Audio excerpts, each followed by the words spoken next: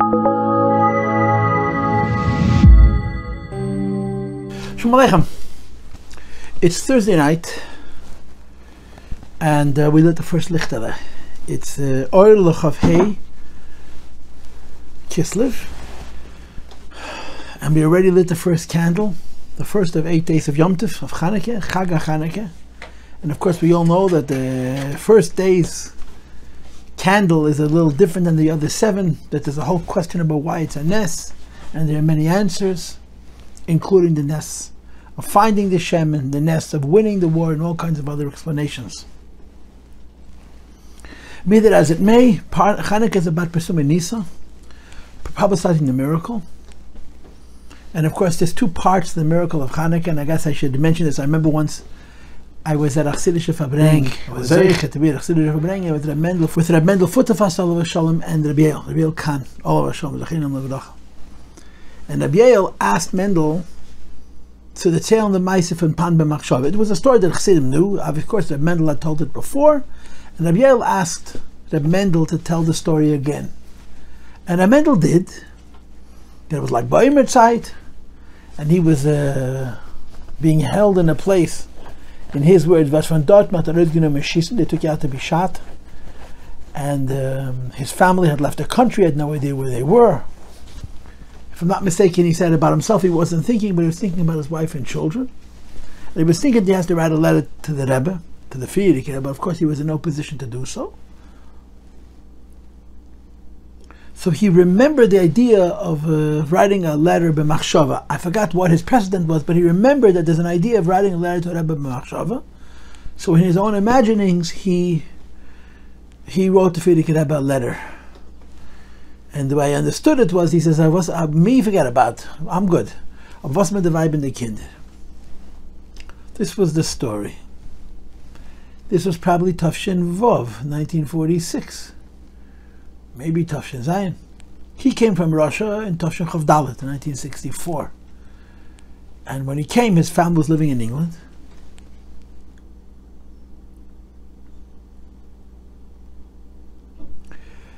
And his wife had extensive correspondence with the Perakim Rebbe and the Rebbe from the time she had left Russia. And he looked through the correspondence, and there was a letter addressed to him, not to her, but to him. And it was dated a few days after he had done this exercise of writing a Pidyon Nefesh b'machshava. And the Rebbe writes to him, "Hapan neskab," the Perakim received your pan, and he gave instructions to him to tell his wife to do whatever it was. So that Mendel told the story, and Rabbi got very excited, Rabbi Khan. And Rabbi Fabrengt about it, and he said, this is a chassid's meifes. This is a miracle of a chassid. It's not a Rebbe's meifes, it's not a miracle of a Rebbe, it's a miracle of a chassid. That the Rebbes do miracles is obvious. That's their place, that's their domain, that's their world. But you have to be mispal. Even when the Rebbe does a meifes, you have to be mispal. Chacha filu, even though for a Rebbe it's, quote, not a big deal, you have to be mispoilus, because otherwise you forget about the Eibishter. So even though for the Rebbe it's not a difficult thing, nevertheless, a Yid has to say Baruch Hashem for the Eisus Umefsim. But here this is a Mesiras Nefesh of a chassid, that he was in a state of mind that he was able to send a message to the Perakim Rebbe b'machshava, and the Perakim Rebbe responded b'ksav that he received it. So Chanukah is a chassid's meifes. That's really the truth. The Yom Tov of Chanukah celebrates the winning the war with the koichas of the Eibishter. Rab miyad miyatim, tmei biyat hoyedim, rishayim biyat tzadikim, v'zeidim v'zeit kiser hasecha. But in addition, there is the meifes of the Yiddish determination. The meifes which comes even before. The meifes of winning the war was the decision by the Chashmonaim to go on Mesiras Nefesh al Kiddush Hashem. As the Rebbe explains in his Mamer and Nesiches, that the Rambam writes in Yeres Hashmad and also in his Yossi Perek Vov, that there's 5 madregas in Mesiras Nefesh, including madregas of Mesiras Nefesh al Kiddush Hashem. But there is no such madrega for a person to go on a suicide mission, where you can hide and protect yourself, and you come out of that hiding place to fight a war that you're certainly going to lose, just to make a statement of Kiddush Hashem, to show the Seinei Yisrael and they say Hashem, that someone is standing up to them, there's no such madrega Mesiras Nefesh Kiddush Hashem. Which means if the Chashmonaim had gone and asked Rav whether they should stay in the hills of Median or come down into the valley and take on the Syrian Greeks and the Muhammad, the B'derech HaTeva, there was no they could win, the Rabbanim would say not allowed to do it.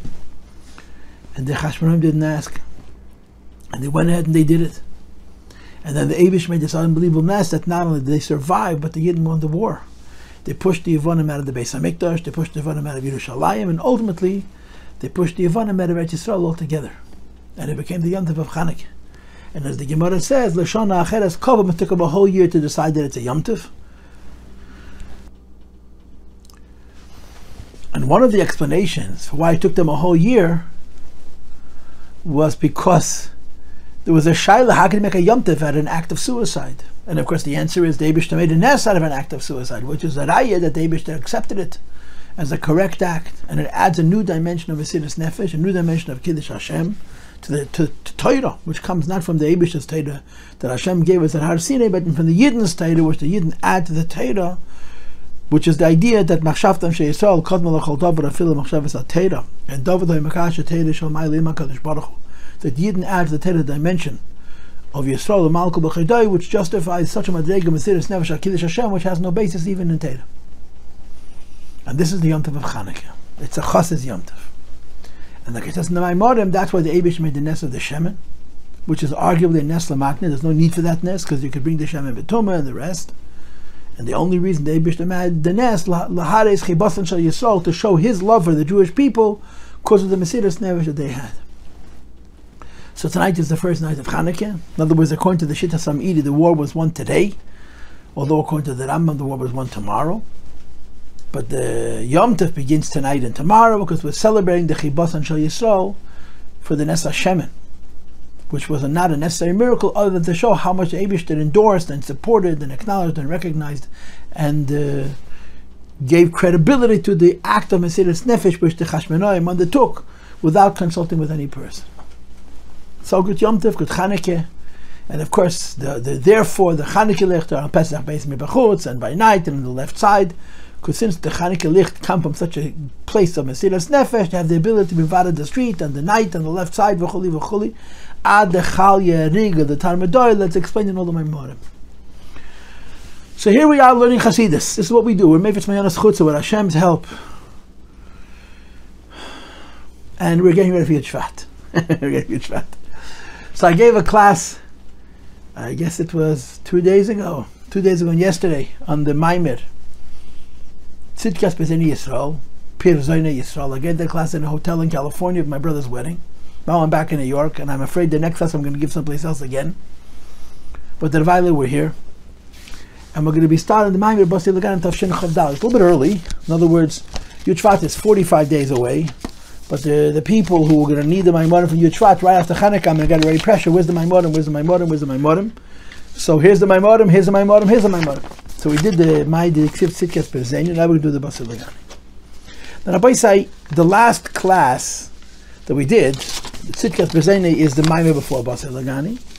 But in that year was actually the prefix to the way that Rebbe said the Basi Legani and Shabbos Kodesh, Parshas B'Shalach in the year Tafshin Chav Daled, which is this year 60 years ago.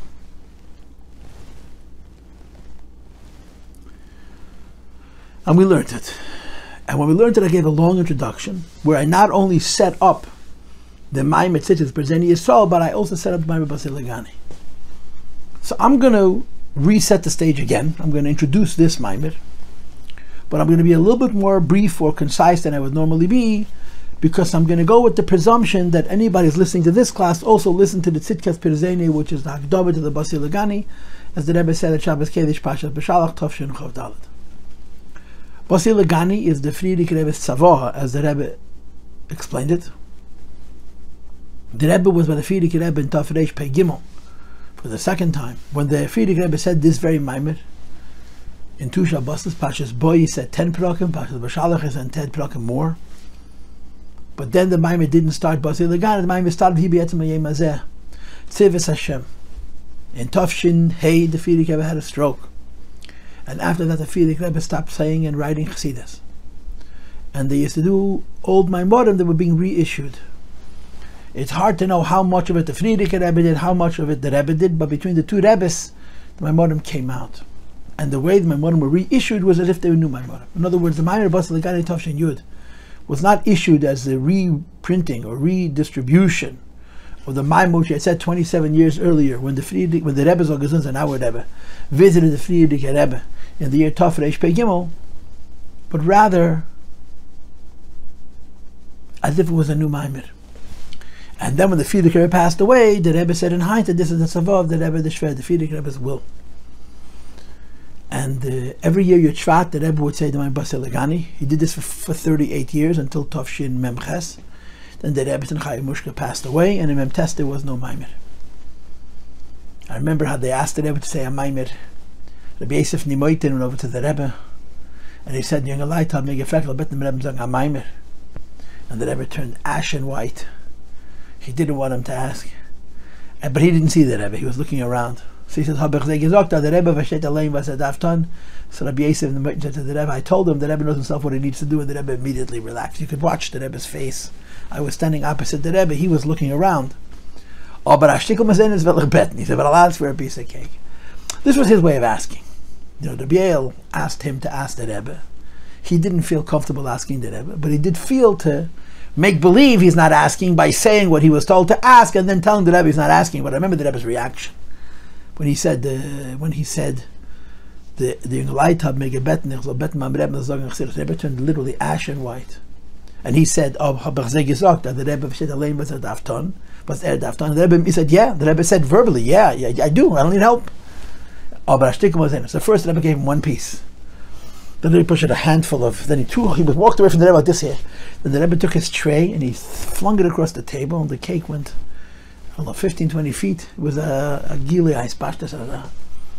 This was before Yud Shvat Tafshin Mem Tes. I think it was Shabbos Mevorach.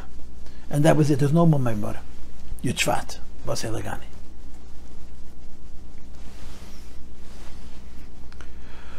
But for 38 years, from Yud Aleph to Mesiras Basi Legani, and more than 1 year, more than 2 years, there was 2 Maimorim. This was 3 Maimorim. So if you say that Rebbe said 50 Basi Leganis, I don't think there's a question that he did. Close to 50 for sure. And the Rebbe was so into Basi Legani because the Rebbe saw the Basi Legani and the Frierdiker Rebbe as the Hera and Tzavah for our generation. And the Rebbe didn't just say Basi Legani and teach Basi Legani. He lived Basi Legani. He lived Etkfיא ואתהפכא. He lived Adam Kiyaket Mekem Korban Lavaya. He lived to be Mahapech Shtut Dl'umat and the Shtus Dekdusha. He lived to be Mahapech, the Sheker of Elam to the Keresh and Kesher for the Beis HaMikdash. He lived in the Madrega of Mesiras Nefesh of Tzivos Hashem.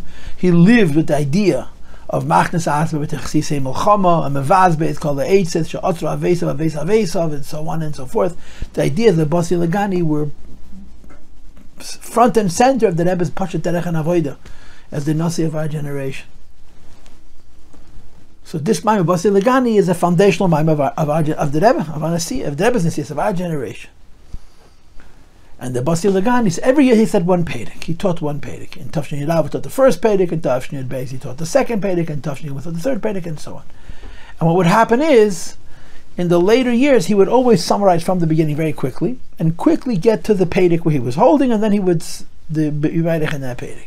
So let's say last year we learned Tafshin Chav Gimel, so they would quickly summarize the first 12 Perakim, then that's the Tafshin Chav Gimel, my Perek Yud Gimel. So this year he's going to do the same thing, that he's going to quickly summarize the first 13 Perakim of the Basi Legani, and when he gets to Perek Yud Daled, which is the Perek for this year, he's going to explain it Bariches, Oisfilach, thoroughly, one detail at a time, one piece at a time. And then of course 20 years on, in Tafshin Daled Mem, the Rebbe did it again, but in a little bit of a different oifen. That Mamer I recorded years ago, it's up online. I didn't look to see what I did, but if I'm not mistaken, it's 2 classes. I don't know how comprehensive it is, but we learned that Mamer already. So this year we're going to focus on the Mamer from 1964, Tafshin Chav Daled. So the Mamer is long, yeah. How many pages is it? I guess it's 18 pages. It's a long Mamer. 18 pages is a long Mamer. 18 pages. From Tzadik Vav until Kuf Yud Gimel. 18 pages. And we're probably going to do it in 4 classes, possibly 5. But the first class is going to be that typical reintroduction, where the Rebbe goes through the Basi Legani until Perek Yud Daled. And the next class is Lashon Rabim, which is going to begin on page Kuf Aleph, Sif Beis. We're going to be learning the analysis of the new Perek, or Perek Yud Daled of the Basi Legani. So very quickly, how does the Basi Legani go? Basi Legani has two parts: a job and the person who does the job, the entities who do the job. The job is to make this world into a Beis HaMikdash, the etkfיא, ואתהפכא. And this is explained using three examples. One example is sacrificing an animal. Adam ki yaakov mekem, you sacrifice the animal, and when the person emerges after the animal has been sacrificed, you bring him close. Korban lashon hakrava, korban lashon kiruv. And then, of course, the idea of b'mehapach shtos dliyuma ze making from it shtos dekdosha, and then b'mehapach sheker of elam, making to a kedesh and a kesher for the Eibishter. That's the first half of the Basi Legani, what the job is. The second half of Basi Legani is whose job is it, who needs to do it, and the answer, of course, is Tzivos Hashem. Now that's explained that Tzivos Hashem, army soldiers, are different than Eved, even though Eved is the from Kabbalah Seil and Bittul, because an Eved has Kabbalah Seil and Bittul, and a soldier has the Mesiras Nefesh, self-sacrifice. And the Rebbe is explaining the idea that Tzivos Hashem, the soldiers of Hashem, the army of Hashem, they're fighting the war of Mashiach Tzidkein to bring the Geula Amitis Vashleim. And he discusses it by explaining that there are different kinds of wars. There's a kind of war which is called Lishlol Shalom V'Lovas Vayz, where just for profit, where the king sends other people to represent him to fight that war, and that kind of war is calculated, it's tabulated, it's measured, because its return, its victory is also measurable. But then there's a Ma'amar Basi, a war that you must win. Ma'amar Basi means the kind of war that you cannot lose, because if you lose, you disappear.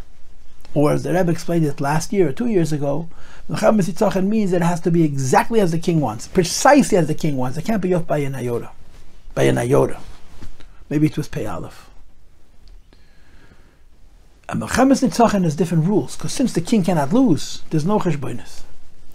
And he mentions 3 points. The first point he mentions is the king personally involves himself in the war, doesn't trust his subjects, his generals. The second point is if he dispenses of the treasure that his ancestors left. And the third and the most painful is if need be, the king throws away his own life, so long as the war could be won. And of these 3 points, the Frierdiker Rebbe analyzes at length the dispensation of treasure. And he says, that's how Perek Beis begins. We have to understand what supernal treasure means, and what does it mean to Eibishter bevazbez ha'etzes. So he begins by quoting the Tikkun Ezeiah, ein seif l'mayla den kes l'mata den tachlis. So in Perek Beis he explains what ein seif means. In Perek Gimel and Yudaled, which includes the Perek of this year, explains what it means ein seif l'mata den tachlis. In Perek Tezvav, which will be read in Mesiras Hashem next year, or Beis Hashem Yisbarach v'Yisala, he explains ein seif l'mayla den gates. And in Tezayin, he ties the two ideas together, and he gives you a picture of what ein seif means. That ein seif, godliness, which is one truth, has two inyanim. That did es lamata adein tachlis, and did es lamayla adein gates. So we're holding in the second Perek that's studying the idea of ein seif lamata adein tachlis. Last year, the Rebbe described what lamata adein tachlis means. It is higher than Atzilus, there's Atzilus, there's Bia, in Bia there's Neshames, in Bia there's Elames, then there's Elam Haza, and then there's Klipa. And there's different kinds of Klipa. There's a Klipa of Pare, how it plays out in a Ben Teira, how it plays out in a Bal Asik. This was last year's Perek, explaining, so to speak, how bad it could get, how low Klipa could exist. In this Mamer, the Rebbe is going to say several times that the worst Klipa is when a person uses the Teira to be Magala Panim B'Teira Shalei K'Halacha, which is not only lower than Klipa, as he's going to explain, but in being lower than Klipa, it's using Kedusha itself for the sake of Klipa. And this year's Perek is going to say ein seif lamata adein tachlis. Even there, not just in Klipa, but in a Klipa that uses Kedusha for the sake of Klipa, ein seif is present. That's how this Mamer is going to go. So last year described how low could be, and this year is going to add how in this lowliest of places the ein seif is present. But in this class, we're learning from page Tzadik Vav, we're learning the Daqdoma to the Mamer, the Psicha to the Mamer, which is a summary of the first 13 Perakim. Now, as I mentioned to you, and I'm telling it to you again, The Rebbe said this Mamer 3 times, but we only have a Hanoch of one of them. But Rabbi had notes where he kept the Shinuyim that the Rebbe added from one Mamer to the other 2, and Lahak published them along with the Mamer. In Teres Berachim they printed it. And in this shtickle there's some pretty long notes. There's a total of 8 notes. So we're hoping at least some of the notes will read into the text as we go, but let's get down to business. Let's start learning. And this is all new. It's all familiar. This is the classic Basi Legani in Yonim, which is being repeated again every single year. The Rebbe begins Basi Legani Chesikal. The Eibush says, "I returned to my garden, my sister, my bride." And Legani doesn't mean a garden, but my garden, my place, which I've been here before. The Rebbe explains Behem Shech Shenas and Legim Hayalula, and the series of Maimorim he gave out in what would turn out to be his Yotzeit. The East of Medesh has Legani. What is the meaning of my garden? Not a garden, but the garden that's already mine, Lignuni, to my place of shelter. Meaning, Lemakoim Shahaya Igri Betchila, a place where he already was, and he's, quote, simply returning to that place, to a place where he was originally. Because Ikesh Chenim Tachtenim Hais, when the Eibush created the world, Ikesh Chenim was already here.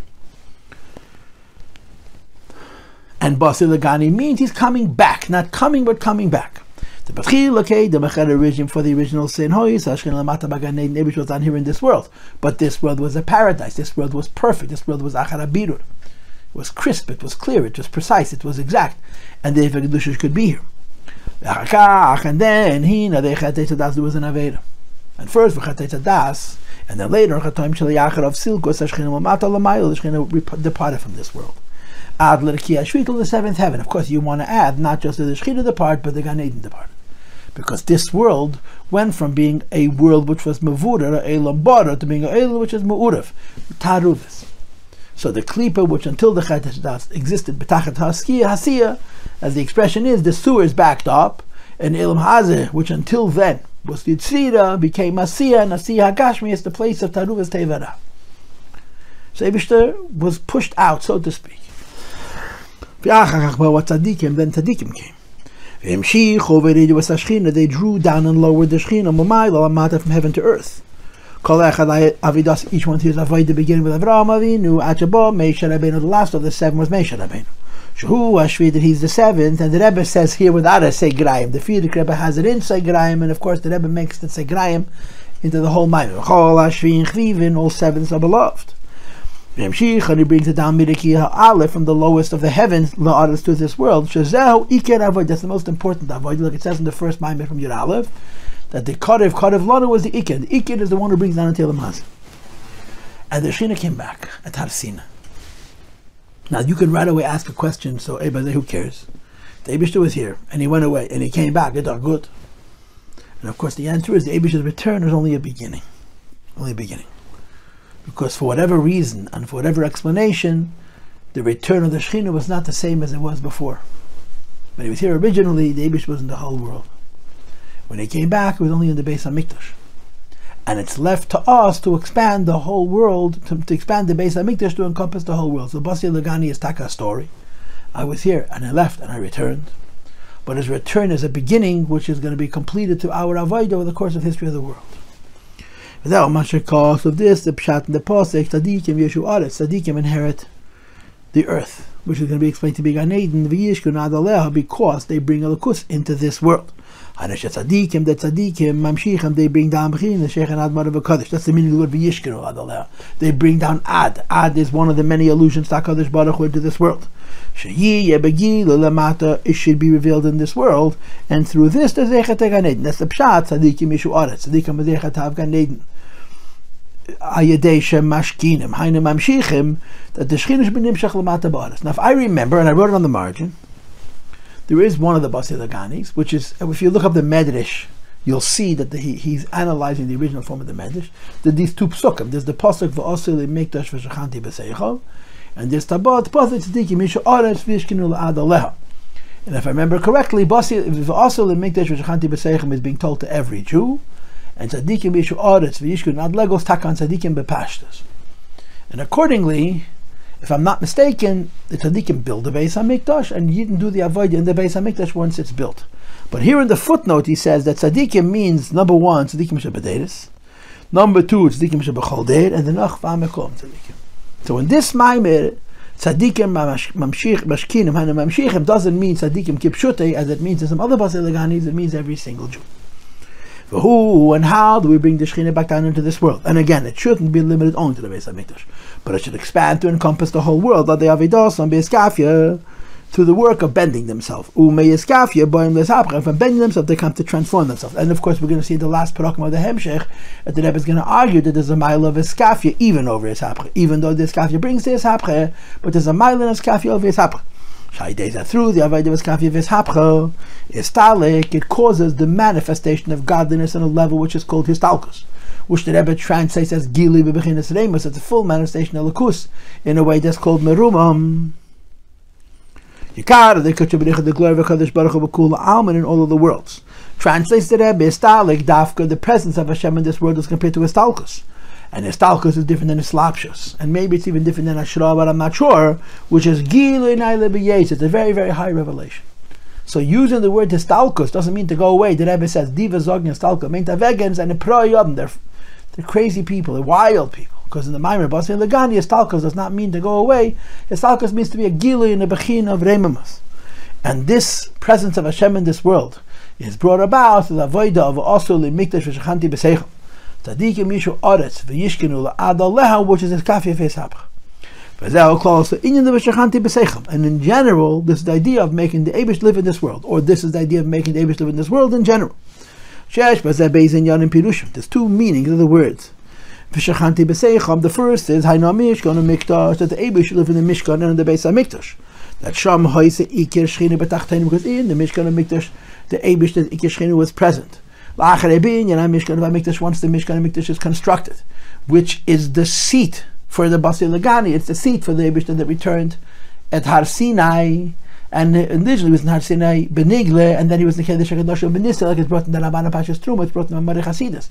But the Beis HaMikdash is the place where the Gilui HaShechina happened, and therefore there's room for our avodah to expand that to include the whole world.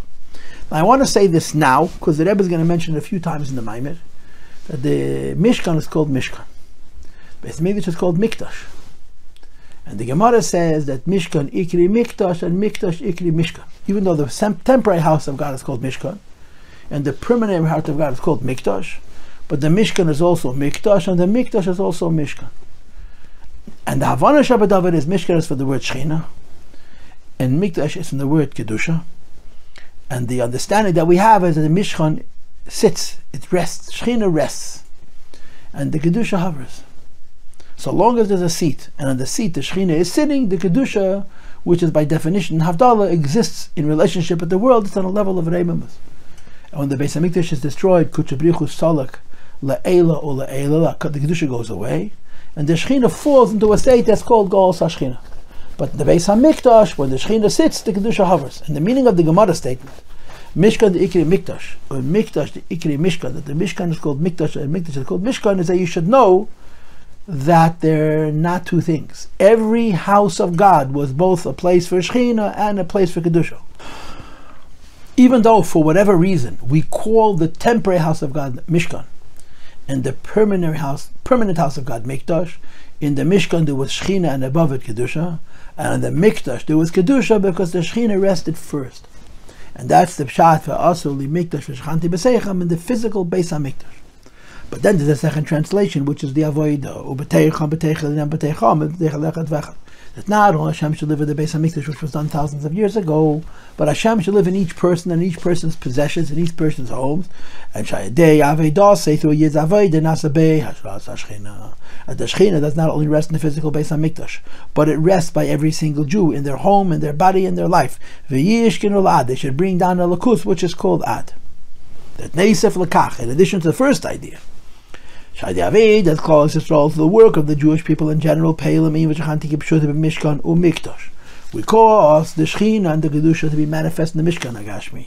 In the Beis HaMikdash Agashmi, there is also the idea of it including the avodah of every single Jew. And again, the way I'm explaining it to you is the first happened a long time ago, and the second is the story of our history. Our history is V'shechanti b'seichem, making the Shechina rest and making Kedusha hover above that Shechina by us individually.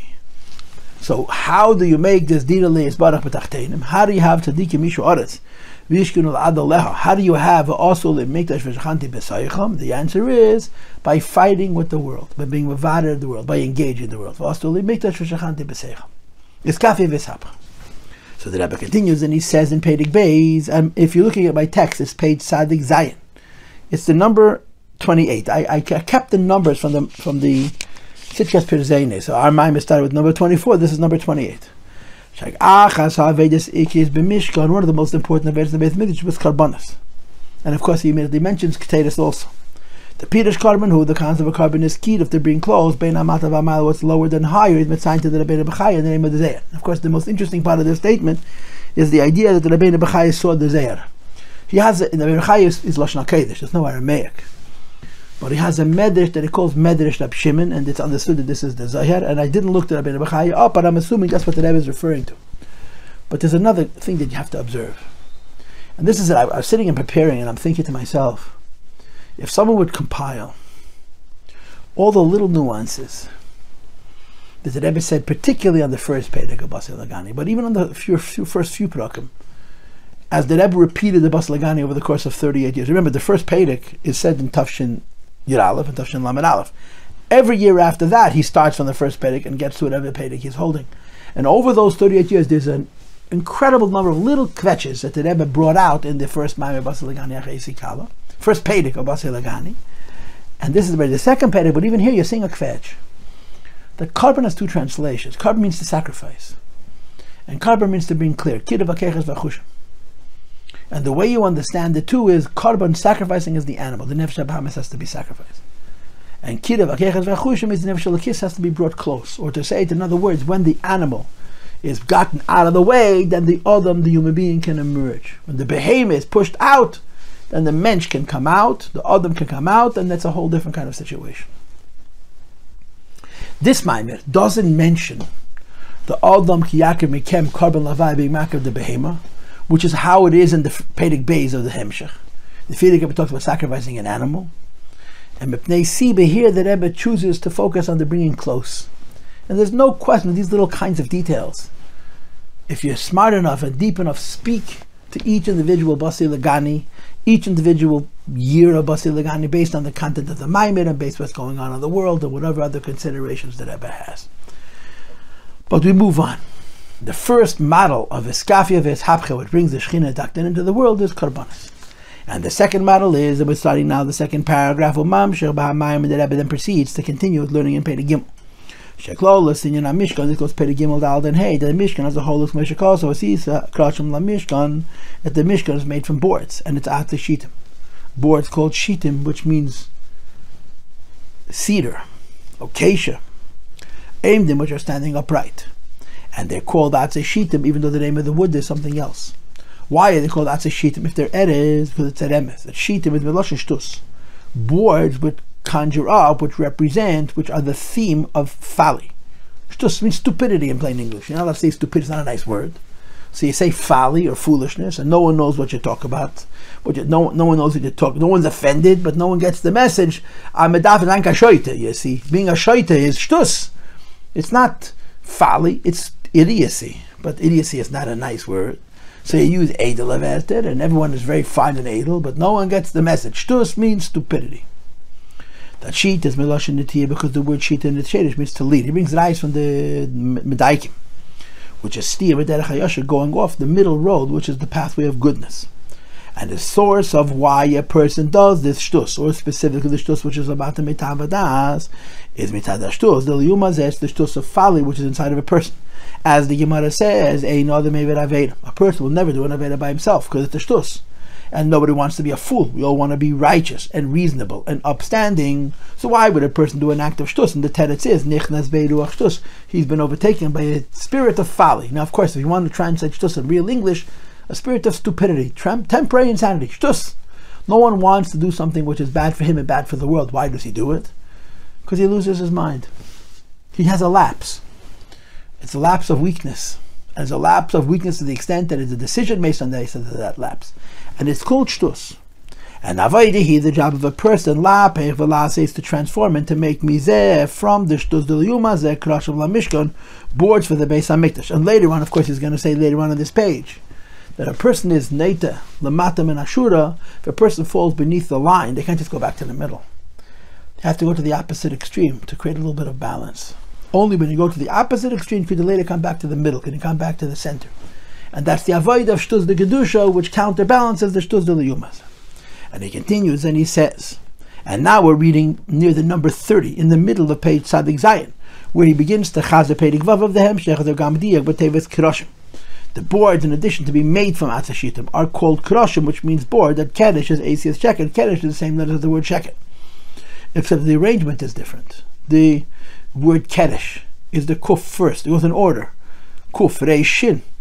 And in the alternative, it's not in order. The Shin is first, which is Heipach, the Emes of the Shem Li'elam. Sheket is the opposite of Emes, which is Emes Havai Li'elam. And the Avoid is to take Sheket, which is the foundation of the word Kedesh. You have to transform the lie of this world to make from it a board for the seat of HaKadosh Baruch Hu and for the sitting of HaKadosh Baruch Hu and the hovering of Kedusha which is above it. Parenthesis. Mishkan the Ikri Mikdash Mikdash the Ikri Mishkan, that the Mishkan is called Mikdash, meaning even though we call it Mishkan Hashem Shechina, there's Kedusha there also, and Mikdash the Ikri Mishkan, that even though the Beis HaMikdash is called Mikdash Hashem Kedusha, there's no way Kedusha has a connection to this world without first having the Shechina. And when you transform shtus d'liyuma into shtus d'kedusha, and sheket of elam hazet the kadesh and kesha le'yizbarich, nasa mishkan le'yizbarich where you sit for HaKadosh Baruch Hu shebeitiyah hashras hashchina v'shchad, where Shechina is going to sit. And when the Shechina sits, the kedusha rests also. And he says, "V'kiv on da avedi hilasakin es shtus shalamatam anaseichel." Whereas you're transforming something negative into something positive, and the negative is not a philosophical negative; it's an actionable negative. I acted in a way that's foolish. If I want to correct that, I can't just act in a way that's reasonable. I have to go above reason. Just like foolishness is lower than reason, I need to have an avodah which is higher than reason. And the same is also true when one is involved in sheket. In order to go to kedesh and kesha, they have to go l'maylam and atam v'das. Since the work of transforming shtus is lowering yourself to a place which is lower than seichel. And the work we do of correction has to be aligned with what it is that we're correcting. Movement is there for self-understood. If I want to reverse my shikua and shtus d'liyuma, if I want to reverse my being vulnerable and susceptible to sheket of elam, I can't just go back to the middle. I have to go above the line. My work needs to be above reason, above logic. And this is the only way I can balance that and correct it. And that's the pshat, etkfיא ואתהפכא. Whereas a minute before I was involved in shtus d'liyuma, whereas a minute before I was involved in sheket of elam, I am now involved in etkfיא ואתהפכא of those ideas and making them into kedusha, which means I'm doing an avodah which is higher than seichel. Obdug is mashikos of Army of Hashem, that after derech yeshara mida beinus apchal the Rambam holds that a person should do the derech hamitzua, the middle road. Still, if a person finds that in a certain midah is in one extreme, and it doesn't have to be an aveda. It doesn't have to be a midah raw. It just has to be a midah which is not durchge'ar, but worked through. If my leaning is to an extreme aveda, for example, if I'm particularly cheap, I can't say from now on I'm not going to be cheap. I'm going to be more calculated by giving stock. I have to become very generous. It's the only way to break the midah. Nevertheless, if I'm on one pole, one extreme, it's not enough to go back to the middle. You have to go to the opposite extreme. So I have to, for a while, give stock unbelievably generously, so that I break this tendency towards kamtzonos, towards stinginess, because I'm going l'maylam and I'm derech hamitzua. It's not enough to go back into the middle. To the opposite extreme. This would be true even if you're doing a midas tibias. Like a person is very cheap, a person is very generous, a person is very social, a person is very, very unsocial. These are all extremes. And you heal them and you remedy them and you balance them out by going for a time to the opposite extreme. Says the Rebbe, if this is true, when you're dealing with midas tibias, which are not avedas, they're just not worked through. Allah has kama v'kama, much more so. Shekei nobody else should do the yumas. If a person wants to rid himself of stupidity, which is mamish klipa, it's an aveda, which is sheker el the lie of this world. Sheker de las this mizem mishkan le'yizbarach, to make out of this a seat for the Eibush to sit, and then for the Kedusha to hover. Ve'atahfekã, they avoid, that requires the kind of work which is l'mayla mitan v'das, which is above the levels of reason. L'mayla afilu, it's even above seichel v'tam v'das, the Kedusha, reason and understanding of Kedusha. And it brings the Gemara which the Frierdiker mentioned in the Perek Hey, which is the Gemara Masechta Ksubis. Shazeh isa the Gemara Masechta Ksubis in the second Perek. Ahanalei shtusei l'saba, that the Saba who would dance with the 3 Hadassim, and in front of the Kala, Keita Merakim Fnei HaKala, was doing something foolish. They call him Ahanalei shtusei l'saba, Ahanalei shitasei l'saba, Ahanalei shaitei l'saba. Right? There's a sweet story with the Frierdiker Rebbe that in Tov Shen Yud, Simchas Torah was a very special Simchas Torah. It says in the orders of the Hanocha that such a Simchas Torah hasn't been for many years. The Frierdiker was very overgelegt, very, very talkative. I mean, of course, it was the Stalkos, but how could Chassidim know? One of the people sitting at the table was Harav Ber Rivkin, Moshe Deber Rivkin, who was a Shiva of Torah V'das, was a Tomim. And he said to Frierdiker Rebbe, "Ich will the man of mein Zun, Shalom Rivkin, who was the chief rabbi of St. Louis." I once had a conversation with the shliach there who knew him, and he told me some things about his life and his abonis and his relationship with the Rebbe. So Moshe Deber Rivkin said to the Frierdiker Rebbe, "Ich will the man of mein Zun." So the Frierdiker Rebbe said, "As ashtus, as dir soll einfallen, as the davs der Mann and dein Zun." The Frierdiker Rebbe said, "What a foolishness that you should say that that you have to remind me about your son. I don't forget about him for a minute or for a day." So Reb Shmuel hat untergemurmelt, Ahanalei shtusei l'saba, that it's as if it's in the Hanocha, that the Ber Rivkin hat zugetroffen, that by saying this, he got the Frierdiker Rebbe to say that it's a shtus, that he should stop thinking about his son. So shtus could be a big madreg, and it's called shtus the Kedusha when you do things which are foolish, not reasonable, but they're not stupid, they're just transcendent, beyond reason. In order to make from sheker of Elam and shtus of Elam into shtus the Kedusha and kedesh and kesh for the Beis HaMikdash, you must do an which is above reason, which is in my leaf from seichel v'tam does the Kedusha above Kedusha. This is advantageous to the Saba. His shtus turfed as the Gemara says when he passed away. And that's when they said Ahanalei shtusei l'saba, not when he danced at last with Hadassim, with the Kalas, but when he passed away. Movement which is therefore implied to our situations. Gam also she'elu, that those she'chelim live el aveda zu. Wait, stop before we go right. So therefore, the avoid of making a diddle isbarach b'tachtenim is etkfיא ואתהפכא. Etkfיא is through Korbanos, etkfיא is dlعומת to the Kedusha, and etkfיא is the Aveda of transforming sheker of Elam into kedesh and kesher of the Beis HaMikdash. From Lamata and Tavadas to Lamata Tavadas. And he says, and then we understood Gam, she'elu she'chelim live for Aveda, those who accomplish this, which is already the second Basi Legani, which is the beginning of Perek Yud. Not what the job is, but who does the job. This is the inyan of Tzivos Hashem. They're called soldiers.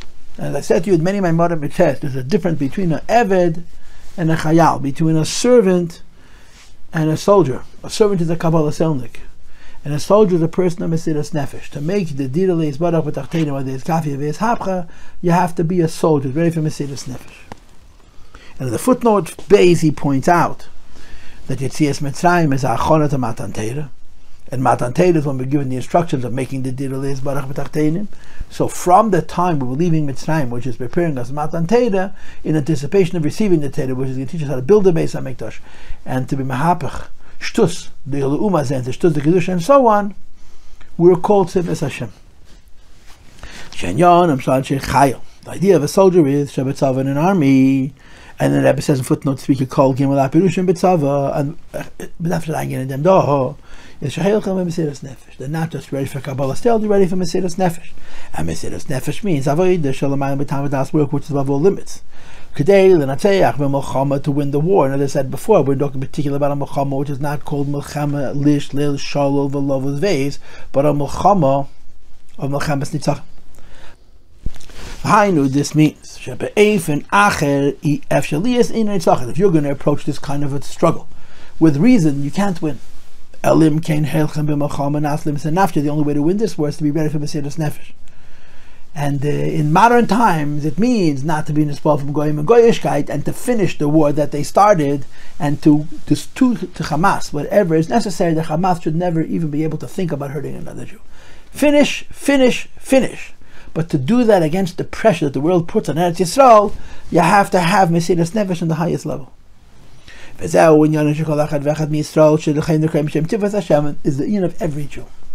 Every Jew is called Tzivos Hashem because every Jew has in him the union of Mesiras Nefesh, which is the Shtos Dekadusha, which is Mahapech Shtos Dla'umat and Shtos Dekadusha.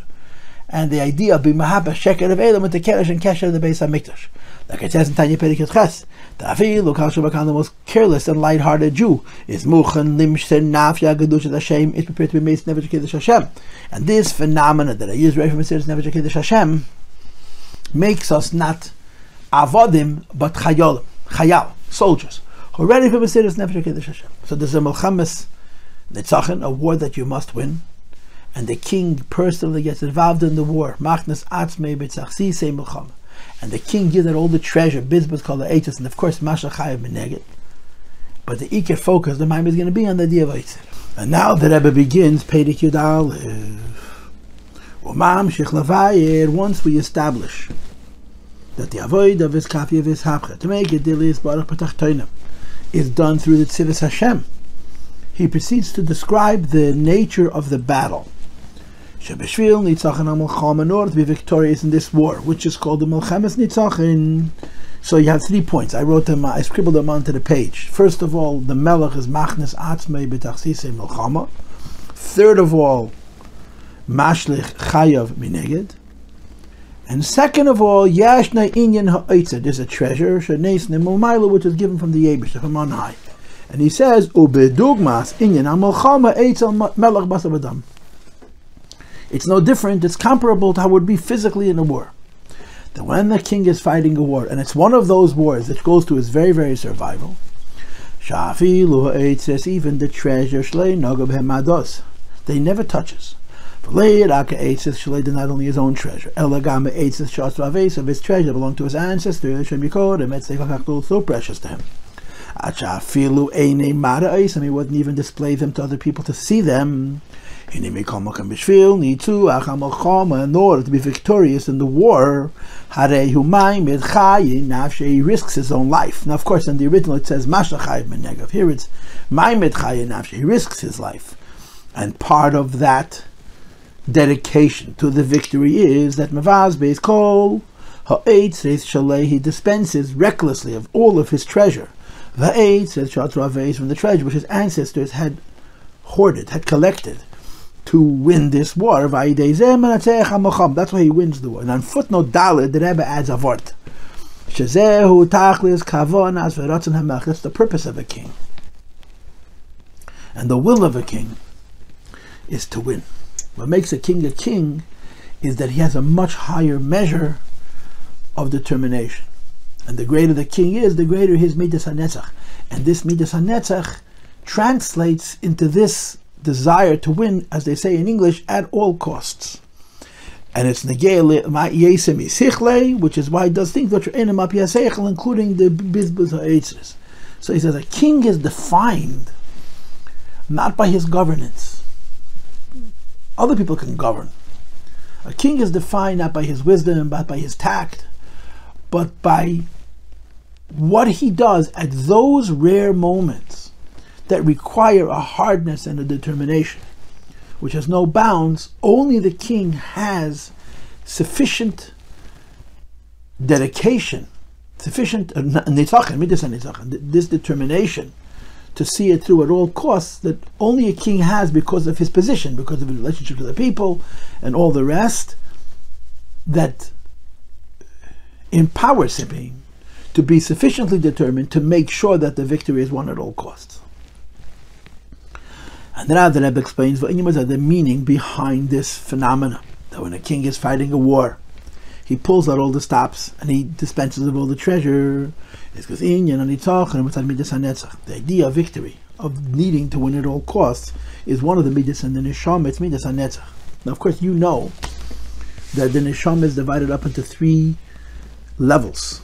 Chabad, Chagas, Nihi. Chabad is the most sophisticated, Chagas is less sophisticated, we'll call them higher emotions, and Nihi is the least sophisticated. Nihi lahav lahav you have by animals as well.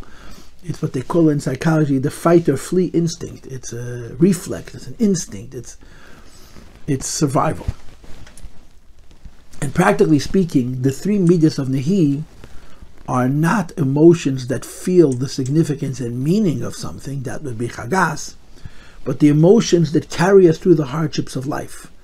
The toughness to get through life and the willingness to put up with challenge in order to make things happen, this comes from the three midas of Netzach, and Yesed, Nihi. So from a perspective of sophistication, they're the least sophisticated because they're not intelligent, they're not even sensitive, they're just tough. But on the other hand, because they're tough, they're also simple. And because they're simple, they can be raw. They can be incredibly inspired. So a person who is able to harness his Nihi has a willpower, has a determination that allows him to see through any obstacles and any challenges and any difficulties and overcome whatever it is that may be going on, to see something through until its end. That's what Midas HaNetzach means.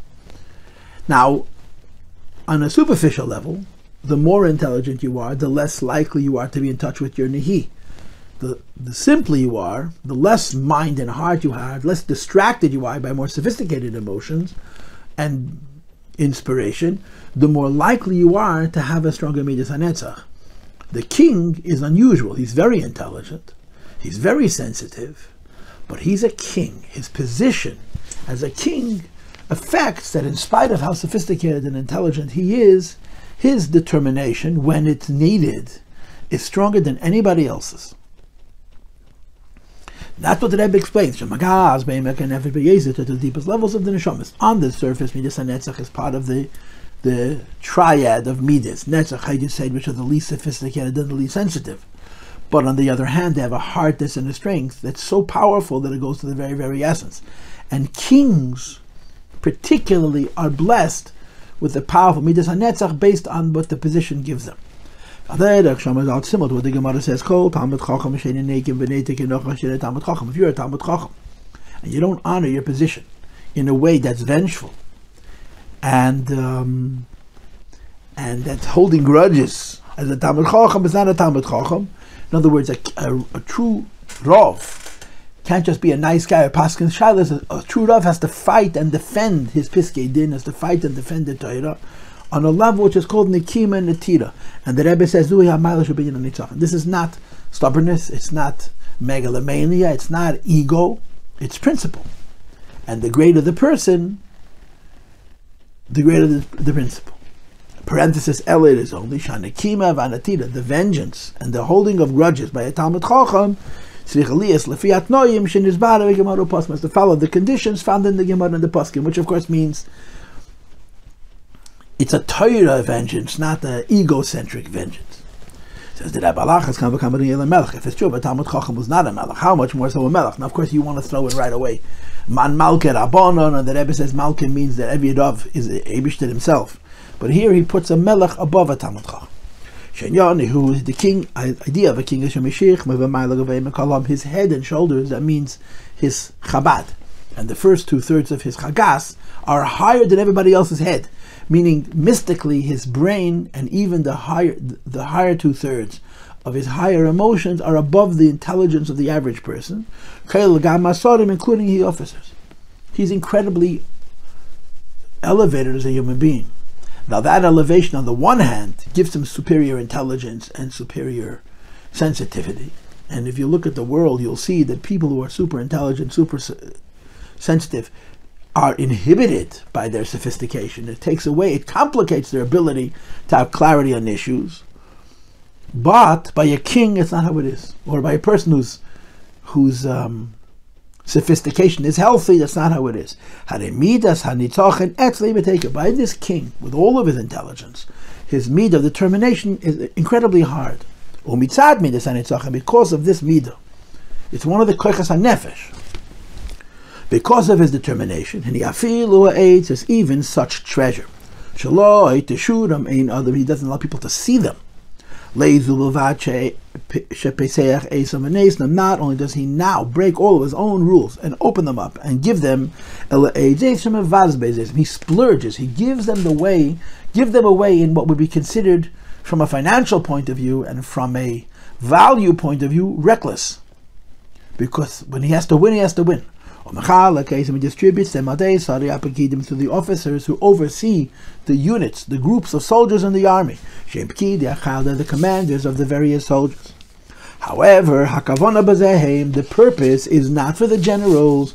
The purpose is the common foot soldier. Because the foot soldier is the one who does the victory. Meaning, the king is giving his treasure to people who are going to manage it. But he's not giving it to them for them. He's giving it to them so the common soldier will have what he needs to see the victory through. Now, if you remember in the Mamer, which we learned in California, the Rebbe mentioned on page Tzaddik Hey that it's possible for the generals also to have this Midas HaNetzach. And when the generals also have this Midas HaNetzach that the common soldier has, they're also worthy of the treasure, of the oitzed. But it's a mindset in the generals, that the generals also have to approach the situation with that kind of a determination. The point is, the common soldier, they're the ones who actually fight and win the war. Even though the commanders of the army, of the soldiers, they're those individuals that they're immersed and they know all the schemes, all the tactics, all the wisdom that is necessary in winning a war. At the same time, the ones who affect the victory. In fact, the common foot soldiers, they give their lives actually to fight and win the war. Like I explained to you before, what separates a chayal, a soldier, from an Eved Pashut. Eved Pashut has the highest medek of Kabbalah, so let's explain the Samach Vav. But a chayal has the additional attributes of Mesiras Nefesh. As the Frierdiker Rebbe explained at the end of Shailul, if you look at footnote 28, he's mitzayin to Perek Yites. And from this we understand, for the sake of the Jewish people's to be victorious in war, which is to transform the lie of this world, to make for it boards for the Mishkan, where you're going to have the phenomena of the Eibishter's resting in this Beis HaMikdash. And as we discussed before, Mishkan Deikni Mikdash, when the Shechina rests, the Kedusha hovers. Neistem lehem u'mayla, the Eibishter gives Yidden, who are going to make the Dira B'Tachteinim, which basically means bring Mashiach and make this world the Dira Leis Barach B'Tachteinim. They're given Koiches Loi, Raka and Yonam Hashem Begeder Gili, not just gifts from Alakus that are in the category of being revealed, meaning they're not revealed actually, but they're revealable.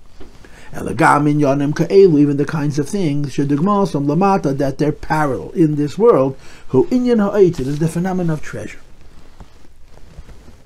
Now when the Rebbe says these words, le'rak ha'inyanim shem begeder gilui, he means Eidin Saf. Because Eidin Seif is Eid, it's not more. And Eidin Seif, because it's Eid, it's begeder gilui. There's different madregas of Eidin Seif, but the argument is l'cha'oira that Eidin Seif is begeder gilui. And in Seif we say, as our Mamer is explaining, in Seif l'mayla din keitza l'mata din tachlis. And oitzed is higher than oitzed. Footnote Hey. And the way this happens is, the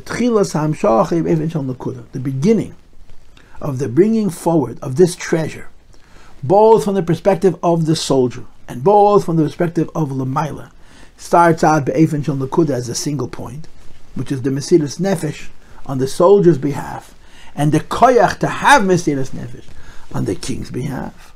But then it comes down in a way of tzitkas pirzein, it comes down in such length and breadth and depth that every point in the world is manifest with the revelation and the gift of this treasure. In the Prozes canal, it's the idea of Yidden being spread out. Now again, the literal meaning of Prozes Teishu Yerushalayim is that the city has no walls. It expands and it expands and it expands and it expands. So on the one hand, it means it's very big. On the other hand, it means it's very safe. That people are able to live isolated by themselves, not in large groups, not in fortifications, not in protected environments, but in open spaces, and they have no fear. That's the connotation of Prozes. Until Ufaratzta Yom Avaked. Now this footnote is a hemshech to the Maimit Tzitkas Pirzeni Yisrael, which we did in the previous year. that says, that the Friedrich Rebbe says, that the proof that you were given Oitzere Elyon B'tachas HaShleimus is the process. In other words, the way the Mamer goes is Tzidkas Tzedakah Asar Kadosh Baruch Hu Shepizran. Pizran means he puts us in a situation that requires us to have Mesiras Nefesh. And if and when we have the Mesiras Nefesh, there's a reward. The reward is the Oitzer. And the end of that Oitzer is Pirzei Yisrael, with the Reish before the Zayin. The end of that treasure is that it comes down Rav Tov LeBeis Yisrael Bagashmis Uveruchnis B'Teva Nira V'Nigla. That's it comes down every place in the world. You see the incredible bounty, the incredible generosity, which is a reflection of this matana, the reflection of this gift. So the nekuda is, and it's a common sense nekuda, and it's a commonly discussed nekuda. If something is truly very high, the measure of it is going to be how fully it's going to be manifest very low. Because if it's not that high, its manifestation is going to have a limit. And if it's incredibly high as Oitzes, can have a full manifestation. So the Pizroinon is the test and the arousal of the Oitzes. And the Pirzoinoi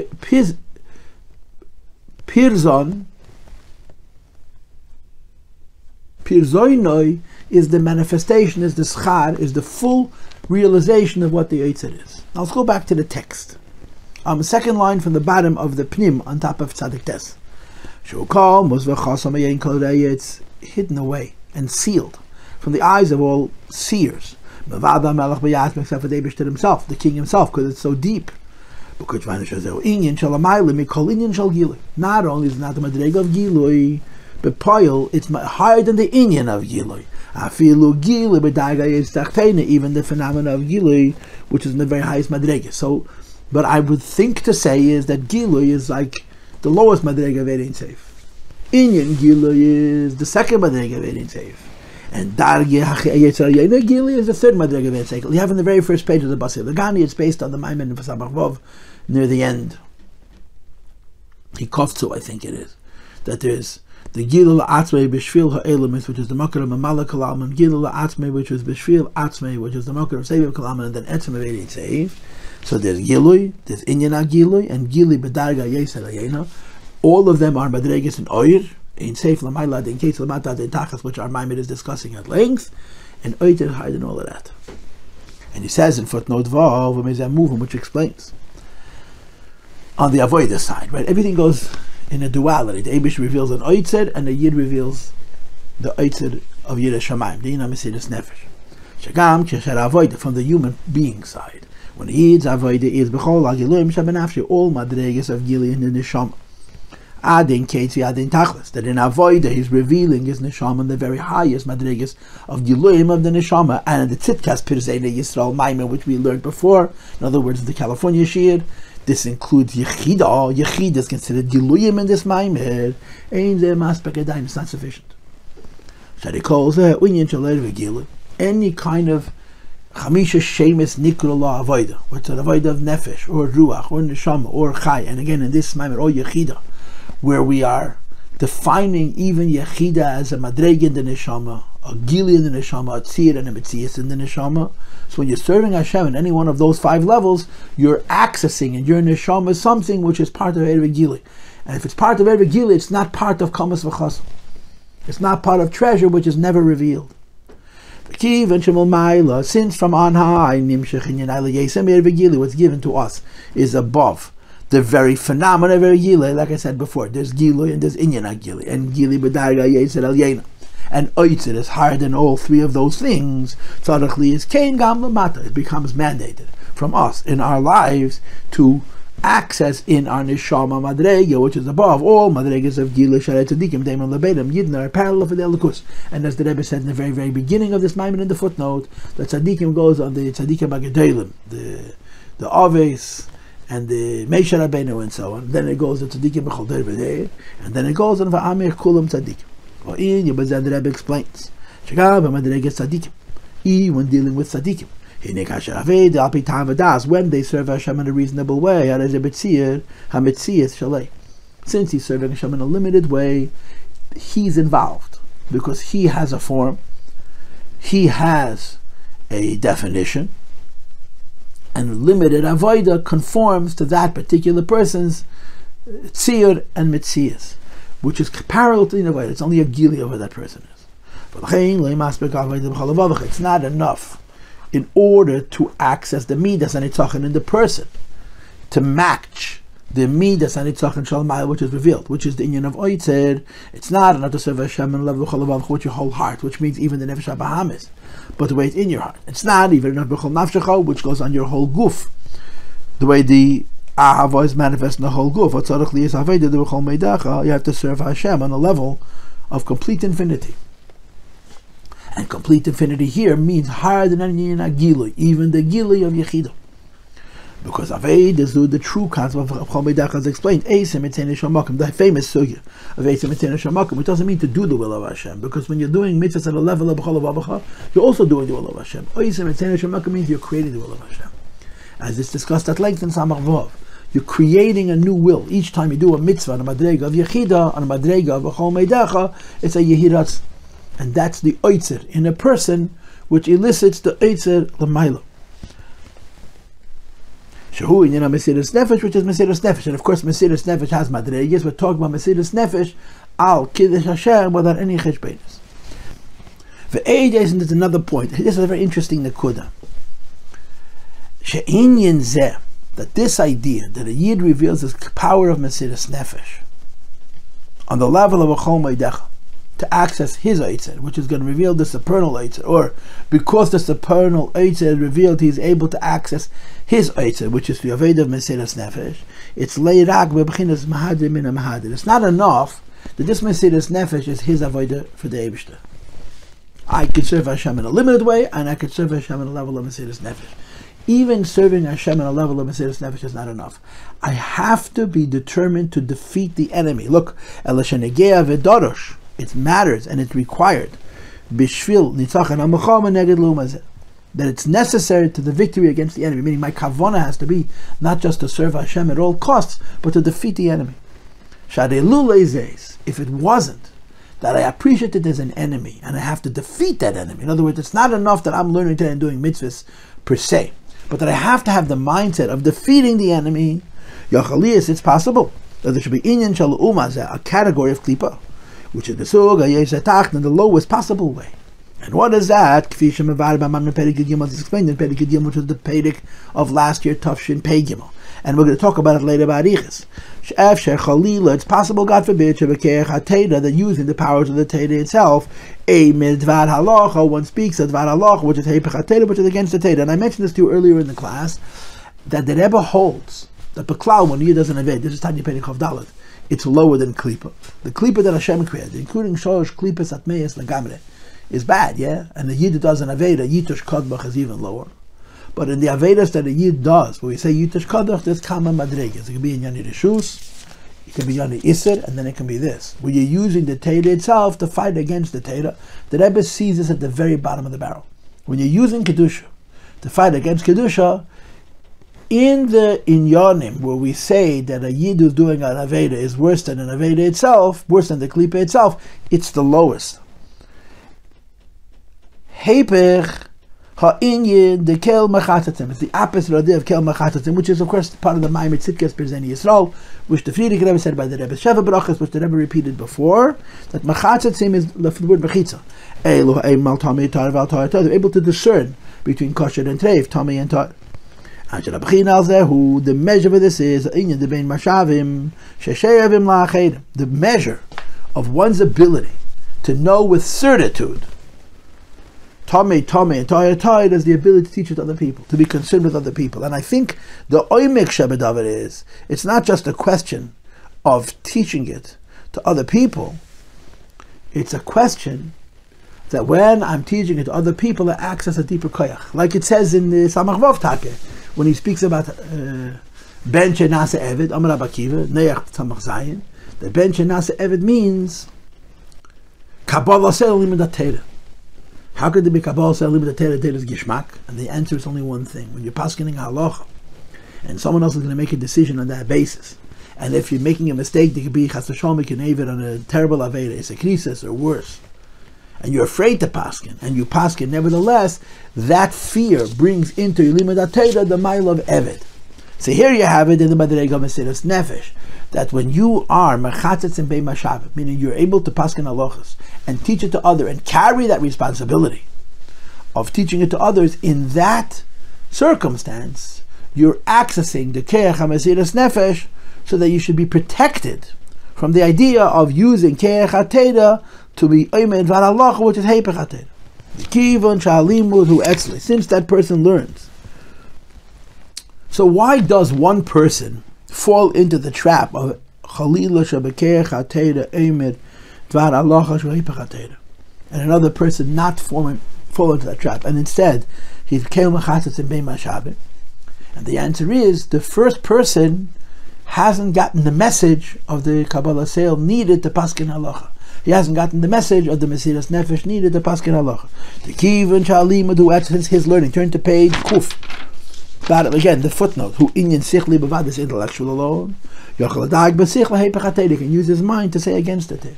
And the only way to be protected from that, v'nitzochen al zeh, the way you defeat this, is rak adei havoida, only when you serve Hashem and lamayla manasecha, above reason, which is in your Mesiras Nefesh. Chabamol gehet von Harav Ber Lipske soll gesund sein. Schlita, Chaim Shalom, der Ber Lipske. Soll sein gesund und stark. That he was from Yisrael Jacobs.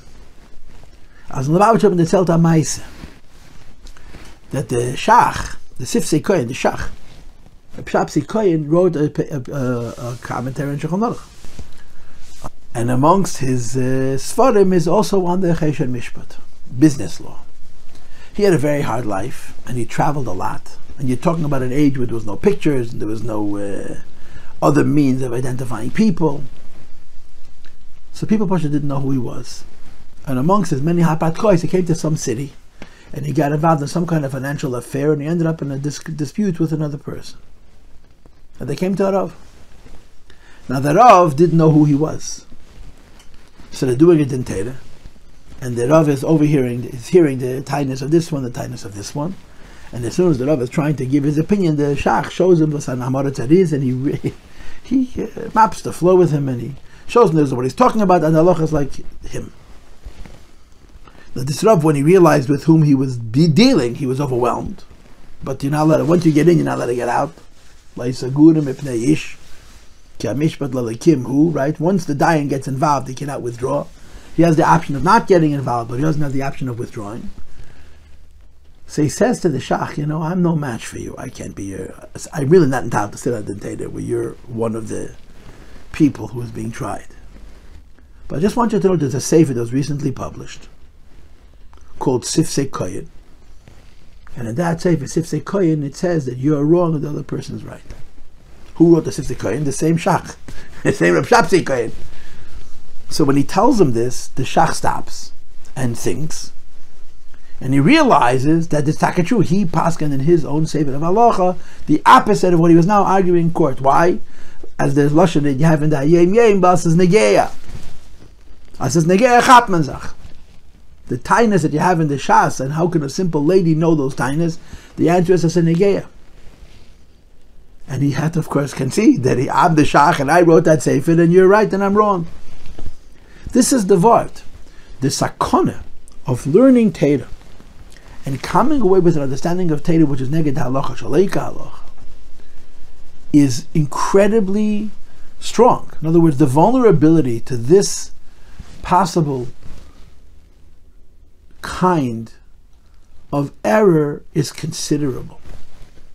And the only way to be protected from the possibility of falling into this trap that you paskin halachas and Torah, and the heipech ha-teda is when your approach to the halacha is with Mesiras Nefesh. When your approach to the halacha is with this Kabbalah Seila, as it's described in the Samach Vav. And without it, you're in a sakona. This is why the Rebbe says it's so necessary that you have to have this Mesiras Nefesh when you're fighting this battle.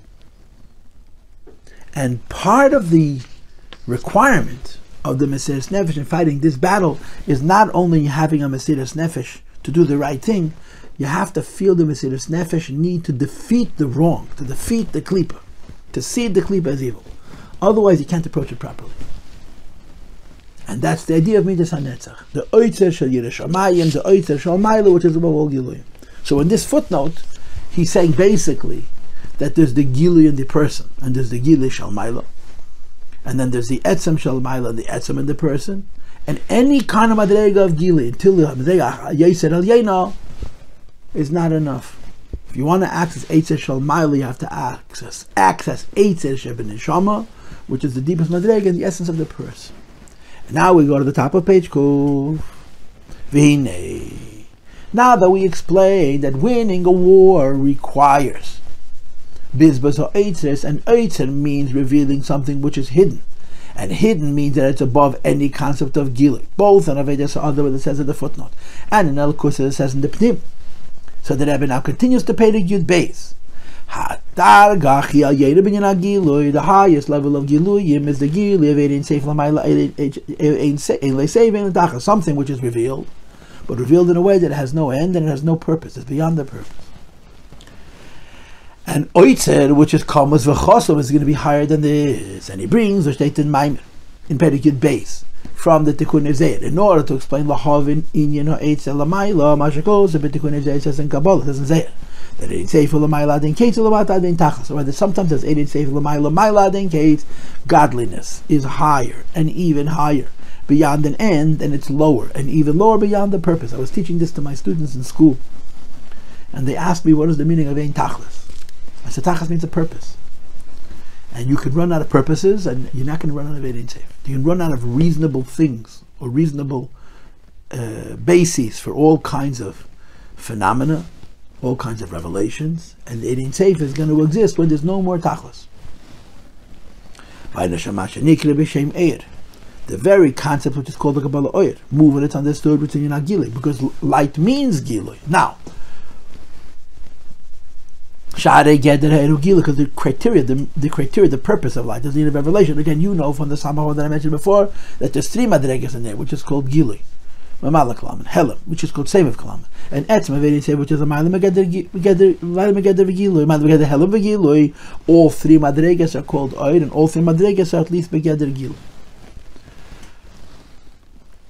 Aval at the same time, even though Eir includes every madrega of Giluy, Ein Zeh Eir Giluy is not an ordinary Giluy. El Eir Shenikra B'Shem Ein Seif. It's a revelation which is called Ein Seif, not because it comes from Ein Seif, but because it itself is Ein Seif in its relationship with its source, which is L'mayla Adin Kates L'mat Adin Tachlis. It's so infinite that as high as you're going to go, it's higher, and as low as you're going to go, it's even lower. And nevertheless, it's only Giluyim. And higher than Giluyim is going to be Yoitzer, as we'll see later. Umazbid, and then in Perek Yud Gimel, he begins to explain Geidlin Shabbazen. Perek Yud Beis, he explains the concept of Ein Seif in general.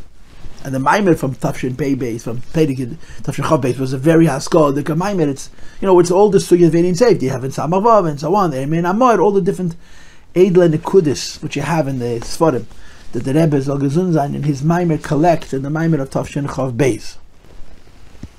But after he explains Ein Seif in general, he divides it up into these two parts: L'mayla Adin Kates, L'mata Adin Tachlis.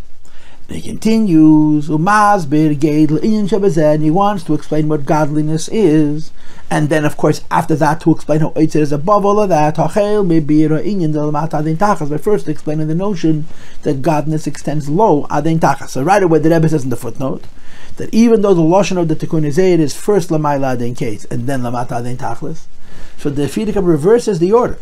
The Zayar says Ein Seif L'mayla Adin Kates L'mata Adin Tachlis, and the Perakim first explains L'mata Adin Tachlis, and only afterwards it's explained L'mayla Adin Kates. And the reason is because L'mayla Adin Kates is a higher madrega than L'mata Adin Tachlis. In other words, Ein Seif is Giluy, but in Gil there's two in Yono, L'mata Adin Tachlis, L'mayla Adin Kates, and L'mayla Adin Kates is a higher Giluy. So he puts it second. The Perakim reverses the order of the Tikkun Ezer and how he explains it. First explaining L'mata Adin Tachlis, and only afterwards explaining L'mayla Adin Kates. And the reason is, Mishum, first of all, in practical life, L'mata Adin Tachlis is more necessary than L'mayla Adin Kates. Understanding that godliness is everywhere is far more important than Avodas Hashem, than understanding that godliness is not understood by anybody. So L'mata Adin Tachlis is more important.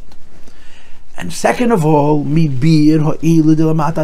first explaining that godness is everywhere, even in the lowest and the most remote places. It gives us more of an insight into the inyan de l'mayla in case, what it means. As high as you go, in safe is higher. In other words, it's less directly understandable intellectually. So first you explain lamata adein tachas, and you try to get that concept that there's no place where godliness is not, and it helps you understand the idea that no place has godliness on the other hand. And then after explaining lamata adein tachas, and then going from that to the deeper idea, the l'mayla adein kates, then we can understand gedel mailas ha'etz, and how great the idea of treasure is, which is l'mayla ma'inagil adein safe. It's above the relative adein safe, both the lamata adein tachas and even the l'mayla adein kates. So the Rebbe is just observing how the Friedrich Rebbe quotes a Tikkun Seder, and then he's explaining it. He goes in a different Seder. First of all, because that's more negay and avoida, and second of all, because it's the way you approach it in Haskalah, step by step, the lower madrega and then the higher madrega. And we go back to the text. The Hainu, what is the meaning of Lamata Adein Tachlis? And this is Perek Beis. This is Perek Gimel. This is last year's Perek, Tafshin Pei Gimel. And I remember doing it in Rabbi Gringlas Shul, and then of Shabbos. Ad madrega yeser mata mata shebeseder shtachlos, the very very lowest level of seder shtachlos. Be'elam hazeh tachlan, this the lowest world, shu elam asiyah, which is a world of action. So lamata the tachlos means godliness is found everywhere. Godliness is revealed everywhere. I remember when I taught this 20 years ago. So this is Tafshin Pei Dalet. It's Tafshin Samach Dalet, Samach Gimel. It was one of those years. In those days, I was a more consistent reader of the science news. I still get it, but I never look at it. But I used to read the science magazine. So they had a little article that was amazing. That they have what's called nuclear rods, spent nuclear rods. When they have an energy, electricity that's created through nuclear fission, right, by splitting atoms. And there's a whole process by which they're able to do this. There's a way they're able to control it. And of course, it's gone out of vogue because there've been a few accidents and people are panicked and people are afraid, especially Chernobyl. But for a while, there was power plants, nuclear power plants. And they have the metals from which they extract the nuclear energy has to be based on very high atomic numbers, be very radioactive, whatever they're using, plutonium, uranium. I don't know the chemistry at all, the physics at all. But they're very, very massive atoms. They have a lot of energy, and they're able to release it. And apparently they become spent, they become used up. So they're radioactive, they're mamish death itself. Radioactive means to say that their nature is to give out electrons which will create disorder in the place of order, which is how they do their evil act, right? Radioactivity, the body is made up of cells. It's all about order. That's what the word organism means. And radioactivity means that it displaces order. Punches one electron out of its orbit, and it creates all kinds of chaos, and ultimately it brings death and destruction. So the big problem is, what do you do with these radioactive rods? And the problem is they have a half-life of 10,000 years. They don't die easy. In other words, they can't be easily recycled. So they're burying them under mountains in Etzkfיא, in the Rockies. They want to find places where there's no tectonic plate, where there's a very small likelihood of earthquakes. And they put them in these deep bunkers, and they're trying to put them in a place nobody should get hurt from them. It's a very big problem, obviously. And then, of course, they have to check to make sure that there's no leakage. So they went down to one of these places where they're storing these radioactive rods, and they found the most amazing thing, that in the place where they had these radioactive rods, there was life, there was organisms. There were actually living creatures, microorganisms, tiny little things. And the very definition of the word organism means organization, that were cohabiting with radioactivity, with death itself, with disorder. And they were discussing then, this is 20 years ago, the possibility of using these organisms to eat it up, to eat up the radioactivity. If they can harvest these microorganisms, they're so tough, they're so robust, they keep their order so powerfully that even the essence of death on the physical level, which is radioactivity, which is the basis for disorder, they are more orderly than the effect of this disorder, and it's an amazing thing. It's mamish an amazing thing. Mamish, a wunderbare Sache, amazing. So when I saw that article and I was teaching this Mamer, so I gave it a dogma for the idea of encompasses lamata ad encompasses. It's been said by many that the earth is not a place where there's life. The earth is a living planet. This is true in Torah. The Torah made this earth living. And one of the symptoms of life is that there's no place in the world where there's no life. Even in a place of death itself, there's life. Even in a place of death itself. If you go to those vents underneath the ocean, where the water is hundreds of degrees hot, and then there's organisms there. The nature of a living planet is that there's no place where there's no life. And it's a symptom, it's a mushal for this idea of encompasses lamata ad encompasses. Wherever you look, you find God. On the one hand, you see such defiance of God, such denial of God, such opposition to God. On the other hand, wherever you go, you see Eibishter. Wherever you go, you see life, you see order, which is a mushal for seeing the lukus. Encompasses lamata ad encompasses. So the lowest end is Elam Hazer, and the lowest end is Klipa. But now the Rebbe goes to the Likutei Amarim, Sefer Shabbein in Perek Chav Dalet, where the Alter Rebbe is talking about how a person does an Aveda is lower than Klipa itself. Because the Ruchni is Dika Klipas, he says, Einim elabashim beguf chumri, v'yedim es rebeinu, and they're not going to go against Eibish's Ratzon, Shal Eibish L'chusay Shal Malkam Baruch. There are three ways a person does an Aveda is worse than the Ruchni is Dika Klipas. Ruchni is Dika Klipas don't have a body, a Gashmi is Dika Guf. Ruchni Dika Klipas know the Eibishter, and they'll never do an Inyan of Ra without direct commandment. But a person who is Eivira, Tzeni is Baruch, who is going against the wishes of HaKadosh Baruch Hu, is lower even than the Ruchni is Dika Klipas. And that's what he says, Yitush Kodmach, the lowest Klipa is better than a Yid who's doing an Aveda because he's crossing over a line that they're not crossing over. And then later in the Perek he explains how they're worse than physical Klipas by bringing the Pasuk of Kedasa Yizbarech Shomer Arucham. That means that even wild animals, like a lion, that kills to eat, is considered evil. Ra, Sholosh, Klipas, Atmeas, Legamri. When you have a Tzelem Elokim, it won't touch you, like it says in Sfarim, it says in Zayar, I think he brings, but the Nil Bagay Aroyas, that they threw the Nil into a pit of lions, and the lions wouldn't touch him because they had the Tzelem Elokim. And they were hungry, which proves that the most severely predatory creature only is as evil as his nature mandates and no worse, and a human being is violating his pekuda, his command. So the klipas ruchnias are better than a person in three ways, the klipas gashmias are better than a person, I don't know, in one way, however you want to figure it, and the person doesn't have it is lower than all of them. And the avona shebedover is based on what it says in Tanya Perek Ches, which is an incredible shtickle Tanya, which I think doesn't get nearly enough time. The idea of Teva. We learn in Chassidus that there's such a thing called Teva. And Teva is not Kedusha, Teva is Klipa, Teva is not Shabbahamis. But Teva is a personality and a nature which defines each creation. And just like an animal kills because it's its Teva, and it will never kill more than its Teva mandates, every creation has a Teva. And the Rebbe says that by a Yid, the Teva is that he cannot do an Aveda. Like it says in Tanya Perek Ches, that he has a shade b'shade in Yehudoyed, which means Taivas Heter, permitted Taivas, he will indulge in. And as they say, if it's free, I'll take two Kidu Al-Loshen, V'ha-Moshel, V'ha-Tzchoik. But Dvarim Asurim is against his Teva. And in Tashmi Yud Basi Legani, the Rebbe adds that the same is true by a Goy when it comes to Sheva Mitzvahs B'nei Neach. The Rebbe says a Goy when it comes to his Sheva Mitzvahs also has Bechira Chavshes. And by him also his Teva is that he wants to indulge in Al Dvarim HaMutarim, which includes for him Tarfes and other things which are also for a Yid because he only has Sheva Mitzvahs. But his Sheva Mitzvahs are his Teva not to violate. So when a Yid does an Aved in Tayag Mitzvahs, and Lahav Lagoy does the Aved in Sheva Mitzvahs Neneach, he's not just going against the Eibishter's command, he's going against his nature. His nature is not to fall this low. And nevertheless he does. So the fact that his nature is not to fall this low, and nevertheless he does, he's worse than any other creature who may be much worse than him, but is not falling below his nature.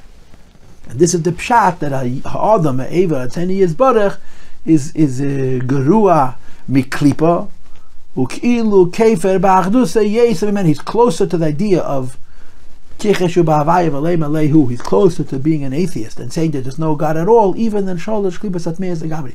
Because Sholosh Klipos Atmeis Legamri, both Beruchnias and Begashmias, means both the Mishlachas Malachei Roim of the Samachmem and the Satan and the Yetzer Hara. And Begashmias, that means all kinds of predatory animals, including the mosquito. They have a teva, and Einam Mishanim Estafkidim, they don't go lower than it. And a Yid and a Goy, when they're over Aveda, is crossing over that line of their teva, which makes them even lower than Klipa itself.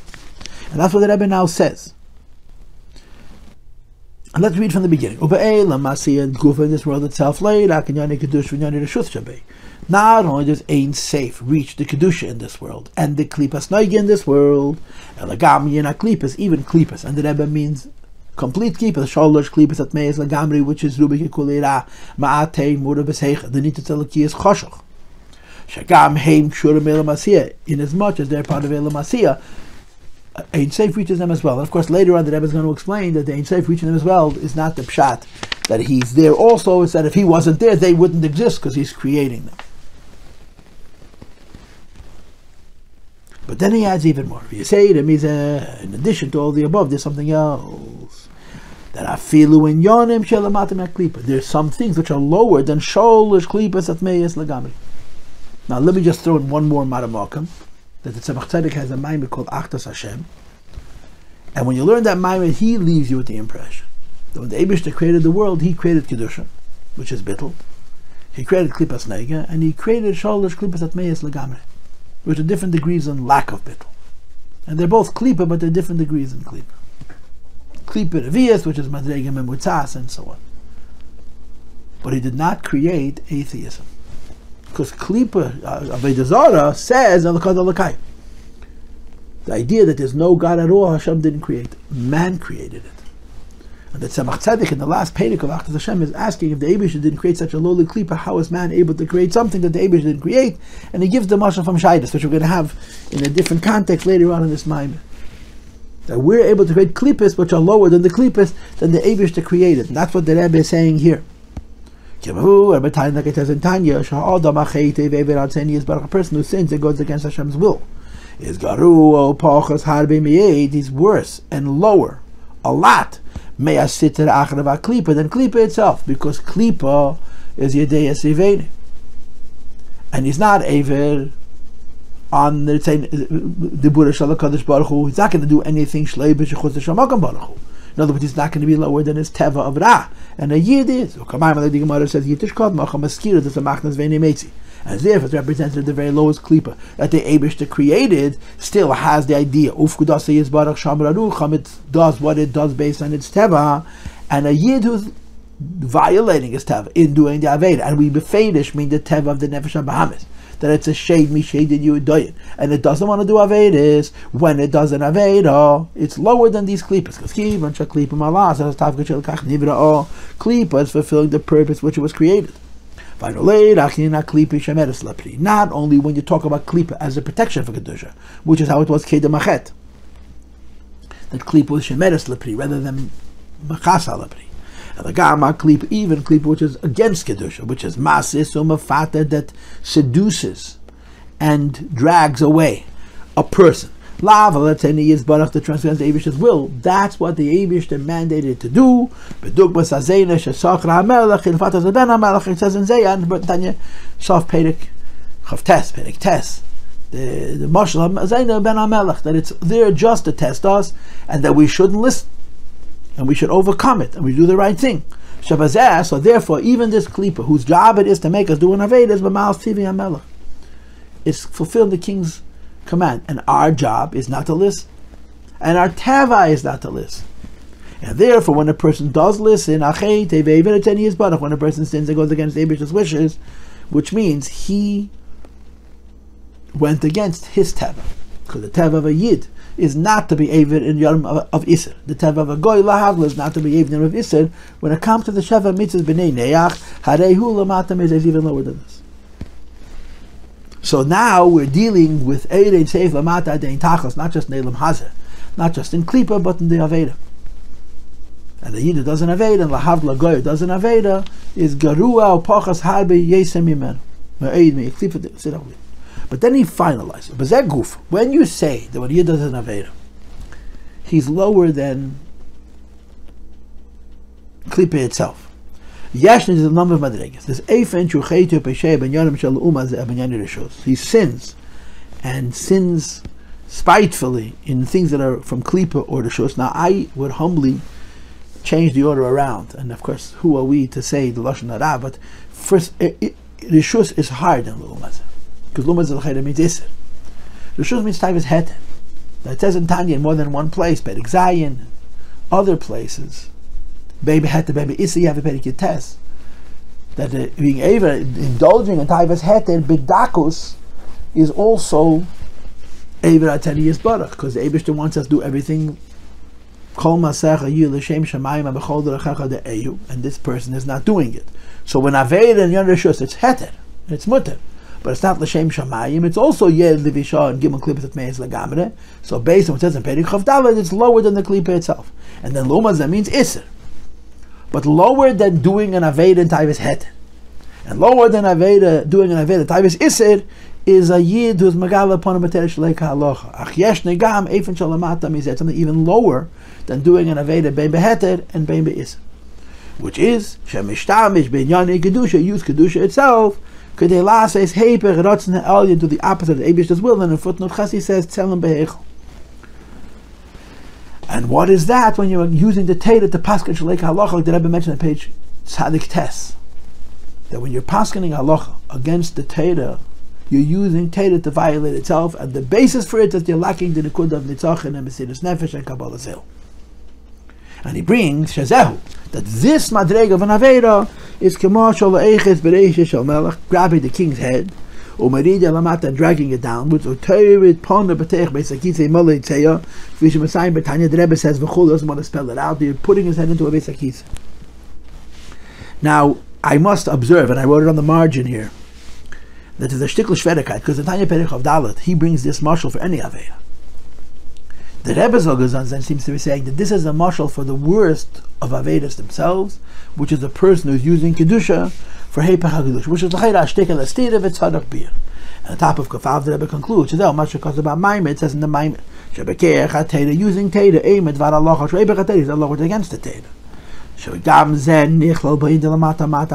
This is also included in the idea that Ein Seif is found the very, very lowest madregas, even not just in Klipas, in Elam Hazeh, but in the Adam Achet of Ever Aveda.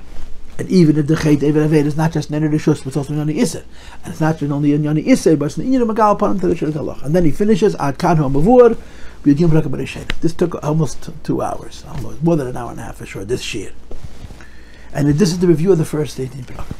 And then Perek Beis is a Mamshech with Perek Yud Dalet, which we're going to do in Mesiras Hashem in the next year. Beis HaShem is Baruch.